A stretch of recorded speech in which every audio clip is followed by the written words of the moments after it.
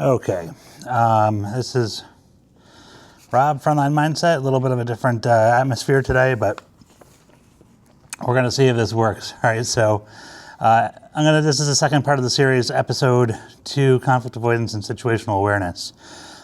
So let's go over episode 1, understanding violence. That's step 1 in this process. We have an understanding of violence. We get a better grip of what we're dealing with. So there were 4 types that we talked about. Unintentional violence, so stuff that happens typically from medical patients, somebody coming out of a drug overdose, a diabetic, it could be somebody with dementia or Alzheimer's, somebody who has a traumatic brain injury or is severely hypoxic. These are all examples of somebody who could become violent, and it's not limited to those are just a couple examples. The next violence that we had was intentional violence. Intentional violence is violence that's typically associated with a crime. So it's got premeditation to it because they're going to use the violence as a method to do X, Y, Z. So it could be premeditated or it could be in the heat of the moment, but they're going to try to do something to use the violence as that crutch. So think of like a robbery when they get the gun out and they point it in your face and say, give me the wallet or else, right? Or somebody uses violence as a show of force or they just kill you and take your stuff. That is an example of intentional violence. We have social violence. Social violence is all about the pecking order of things, right? It's groups. It's a social setting where the violence is happening. So think of bar fights, a status in a community of sorts, things that are ego-driven, trying to impress somebody is another example of social violence. There's a crowd usually. You get that, and it can come in, like I said, the bar fights, perceived slights. You can have, it can be in a group setting or it can be somebody showing off for the group. And then the other thing to think about with social violence too is you can also have like your group discipline or an educational beatdown that comes with it as well. Like somebody steps out of line and then they're, essentially disciplined by that social group to get back in line. So you have social violence. And then the last one, our scariest one of them all, is asocial violence or predatory violence. This is your killers, your rapists, your mass shooters. They don't see you, they see destruction. They want to see through you, and they're intent on destroying whatever it is in front of them. Asocial violence is one of those ones that's very hard to predict because it's predatory, so it often comes when they have everything stacked in their favor as a surprise attack, and that's when they're letting their plan out of the bag. So all the odds are going to be stacked in their favor. And then we reviewed a threat, right? What is a threat? Well, there has to be three factors. If you remember the episode: ability, opportunity, and jeopardy, right? The adversary must be physically capable of carrying out the threat. Time, distance, awareness all have to coincide that they can actually get this done. And then jeopardy, that over obvious active movement, which removes any doubt in your mind that this person is indeed going to do what they say they were going to do. After the threat, you have to use force to defend yourself. You got to prove that you were justified in using that. So the first one was authorization. Were you authorized by law? Was it necessary? Is there anything else you could have done? Could you have run away? Seems not safe, so I escape, whatever it is. Was it reasonable? Is a reasonable person going to think that what you did was correct? Remember that reasonable person test for the jury of your peers. And then recklessness. Was anything that you did reckless? Did you put other people that are in danger that need not be? So this week we're going to talk about conflict avoidance, which is the real goal. And it's important to understand that if we're avoiding conflict, we're not being cowards. It says actually tactical survival. You're not there, especially in emergency services, to be in a fight. For those who have been in fights, there's no winner typically. Everybody gets to be a loser of some sort in a fight, especially if you start exchanging blows with people. Key strategies for conflict avoidance. We want verbal de-escalation. We want to have that calm tone, clear commands, non-threatening language. We want to have a command presence. We want to be confident in our posture and our speech. Will reduce that perceived vulnerability. So, like I said, that command presence of how you show up on scene and how you speak is all going to roll into that command presence. Respectful distances gives both parties room to think, not react. Remember, nobody likes, you don't like when somebody's in your personal space. That person's not going to like when you're in their personal space. So kind of being respectful of that. Don't take the bait, all right? Ignore ego triggers like insults or chest puffing. When somebody is doing something to essentially provoke you to take action, they're baiting you. Don't take it. And then leave when possible. If you have to, don't be afraid to back out. Regroup, reassess, do a tactical retreat. There's no shame in that. It's better to live another day and fight another day than it is to get into the physical confrontation that can cost you everything: your career, your life, or your freedom. Remember, you don't have to win the moment. You just have to win the shift. You have to get, the goal of this is all about surviving and getting home safely to your family and loved ones, which is our whole purpose in what we're doing here. So the second part about this that we're going to look to is situational awareness. This is staying ahead of the threat. So we do conflict avoidance and then we do situational awareness. And this isn't just looking around and being like, oh yeah, I see what's going on in my world, right? It's scanning with a purpose. I like to think of situational awareness as having a protective bubble around me. And in that protective bubble, I'm aware of everybody who enters the bubble and all the objects and items that are within that environment. For situational awareness, one of the things that, like, you talk about a bubble, well, let's give it a dimension so it's kind of something we can see. And I use 21 feet. 21 feet for me is proven as like a thing that law enforcement uses. And there's this officer from Salt Lake City, Dennis Tueller, who came up with this 21-foot rule. And he figured that the average police officer takes 1.5 seconds to get their duty weapon out of their holster, on target, and get 2 shots placed into the target. He also did another test to coincide and found that from a standing point to a full sprint, it takes the average adult 1.5 seconds to cover 21 feet. So when you're thinking of that protective bubble, if somebody's within 21 feet of you, you need to be aware of them because they could potentially be a deadly threat. You get somebody with a knife, they're covering that distance within 1.5 seconds, and man, that is fast, and they can be sinking the hilt of that knife right into you.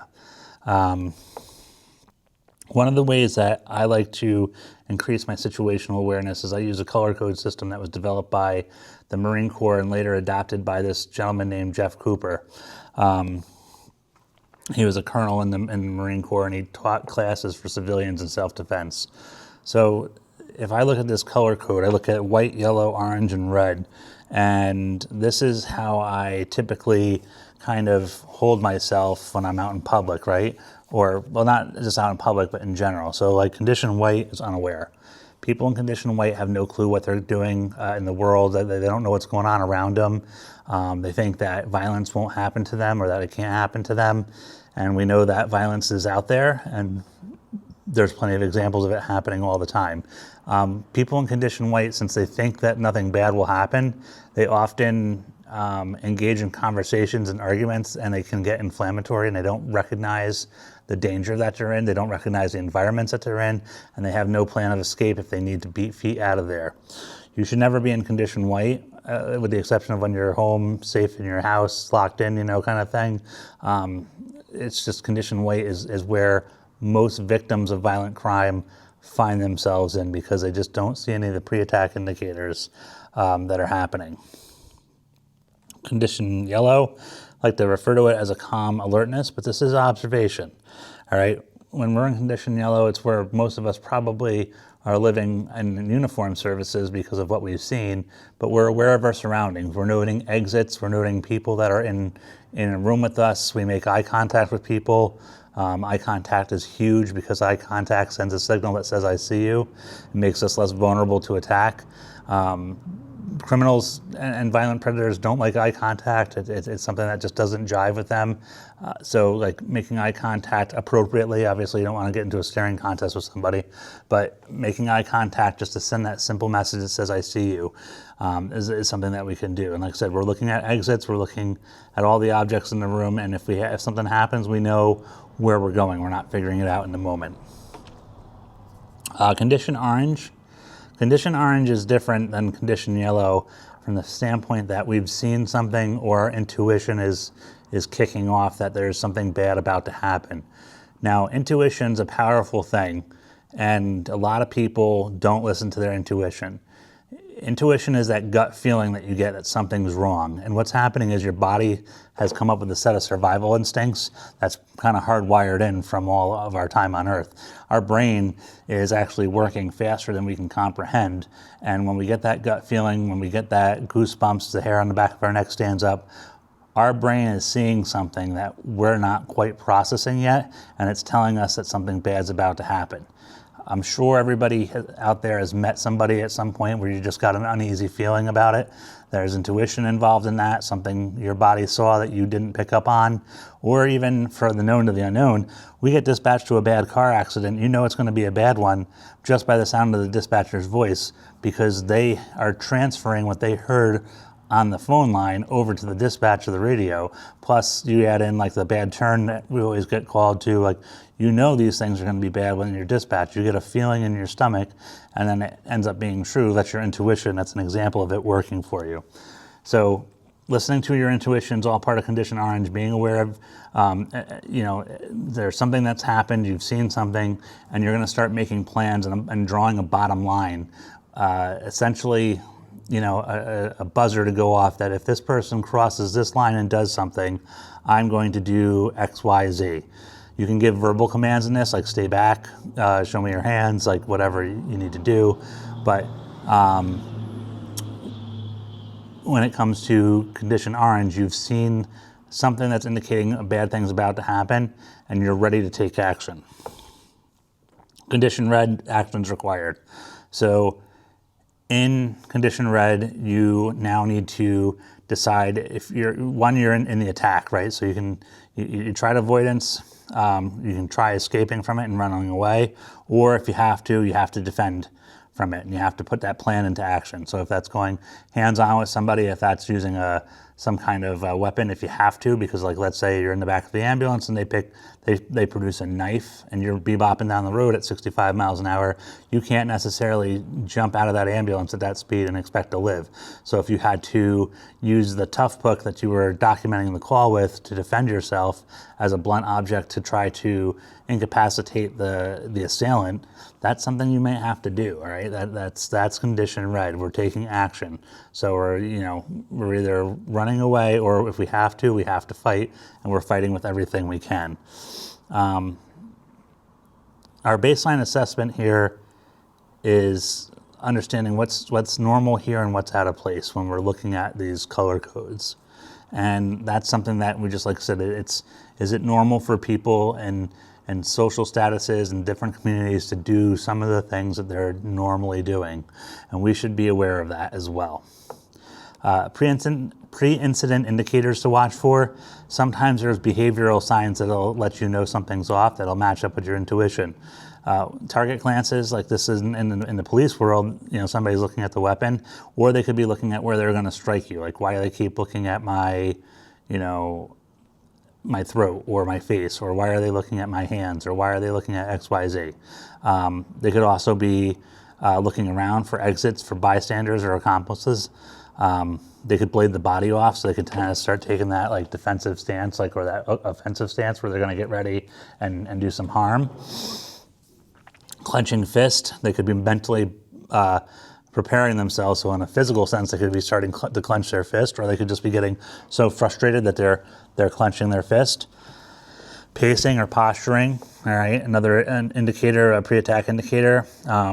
Removing hats and jackets, preparing for action, so kind of tightening themselves up a little bit, right? Like, take my glasses off, move my hat off, and I'm getting ready for that. Like, this is a sign that I'm getting ready for the fight, okay? And like I said, looking around to do the felony check. They're talking to you, but they're looking around to see if there's any witnesses. Another thing that they can do too is they can kind of start closing distance. And I often say that, like, when people start approaching me, like, why are they approaching me? Why are they getting into my personal space? Why are they coming into that protective bubble? So it's another pre-attack indicator that could be out there. From an environmental standpoint, we want to make sure that nobody's blocking our exit. We want to make sure that there's not a crowd forming. Look around and see if there's signs. You walk into, an incident that maybe you got called for, a person who's fallen, and you're looking around and it looks like there's a recent struggle or some kind of, disorder that's been in the area. These are all things that you want to kind of keep a lookout for as you're doing your assessment of the scene. And then, any bottles, weapons, tools, anything that they could use to hurt you, is that nearby? Once again, going back to that condition yellow, right? I'm aware of everything that's around me.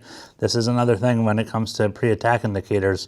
Is there anything that's staged or that's there that they could use against me and potentially hurt me?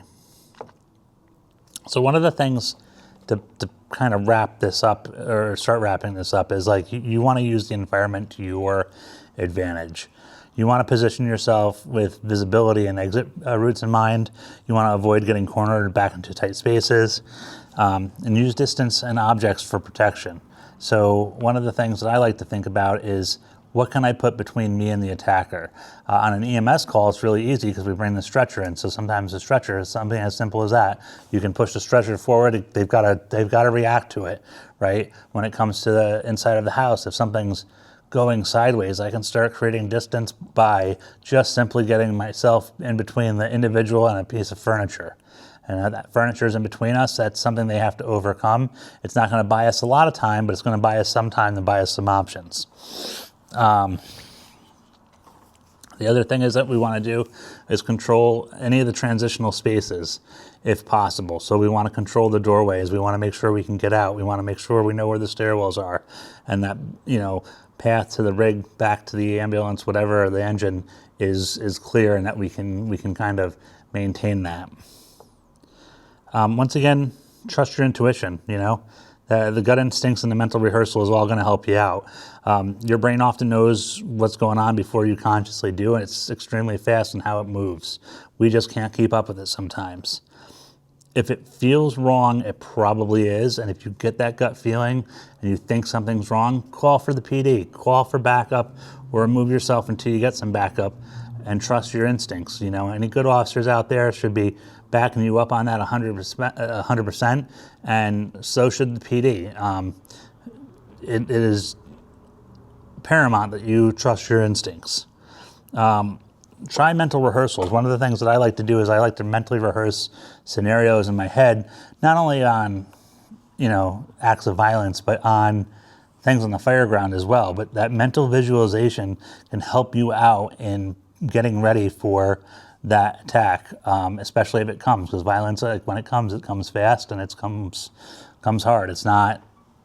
It's almost impossible to describe it. Visualize safe exit strategies and communication under stress. In closing, most violence can be avoided by preparation, awareness, and posture. Conflict avoidance isn't about backing down, it's making sure you go home. There's a lot of information that we're going over, and like I said, I do a class on this, but the main thing that has brought this out for me to start doing and talking about it in these next couple episodes has been the recent sentencing of Captain Allison Russo's murderer, who, like I said, Captain Allison Russo was murdered in 2022. She's an EMS captain for FDNY on her way to get lunch, and some, scumbag creature of the earth came out, and evil came out and stabbed her to death in broad daylight. I want you guys to be safe out there, and hopefully, this episode kind of brings out some questions for you to think about situational awareness and how to, and conflict avoidance, and how to look for certain things and items that are out there. This is Rob from Frontline Mindset. We will see you guys on the next one, where we're going to talk about some tools that you can have and how some of this stuff can help you both on duty and off duty, and the tools that you can carry to protect yourself, your friends, and your family if need be. This is Rob, Frontline Mindset. We'll see you on the next one.